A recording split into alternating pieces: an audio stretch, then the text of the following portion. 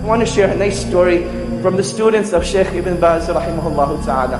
And this brings us to our fourth point.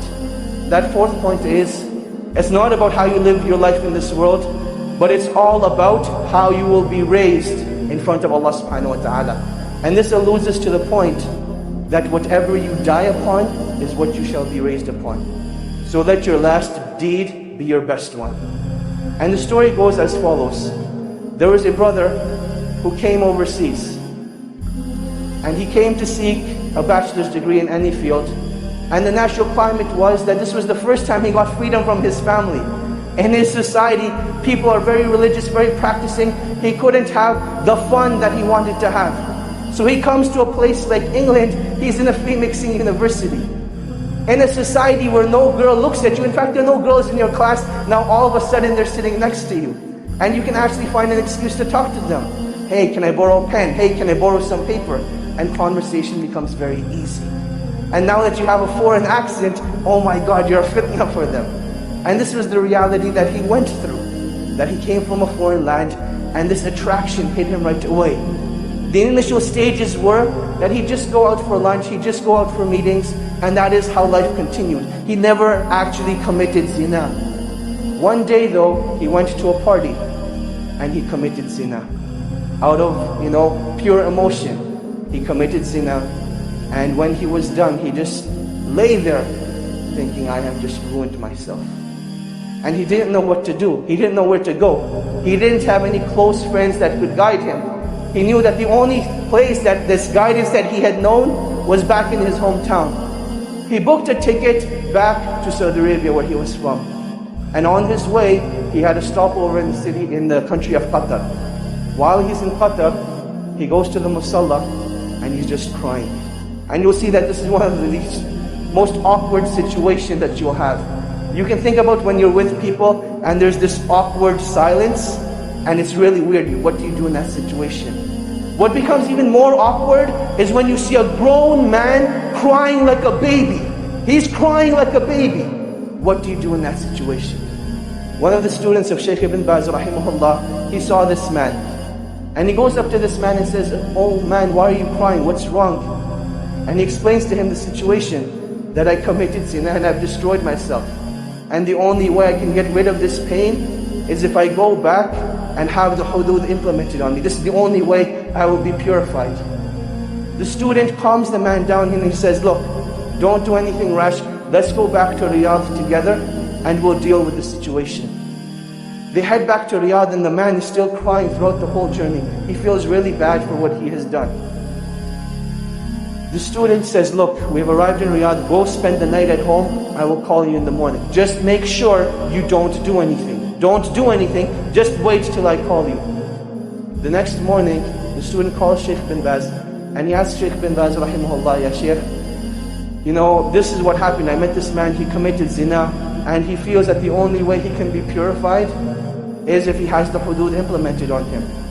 Sheikh Ibn Baaz says, tell this man not to turn himself in, but rather the sin has been hidden from the people, continue to hide it. Rather seek forgiveness from Allah subhanahu wa ta'ala and turn yourself to the Qur'an. Let Allah subhanahu wa ta'ala be your guide. So this is what the Shaykh says to the student. The student calls this man up. Let's give him a name now. His name was Ahmad.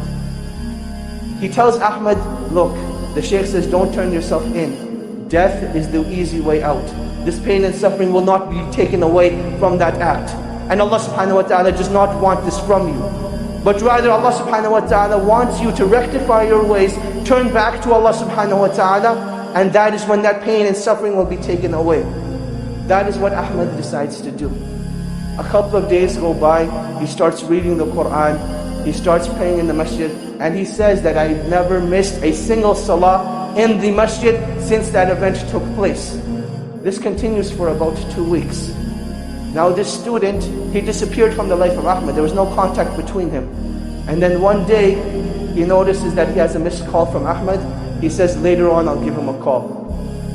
Another couple of days go by, and Ahmad's house is calling now. His home number is showing up on the Sheikh's phone 5-6 times. The student calls the house back, and he says, Assalamu alaikum, how are you guys doing? What's going on? And they say, we need to speak to you, Ahmed needs your help.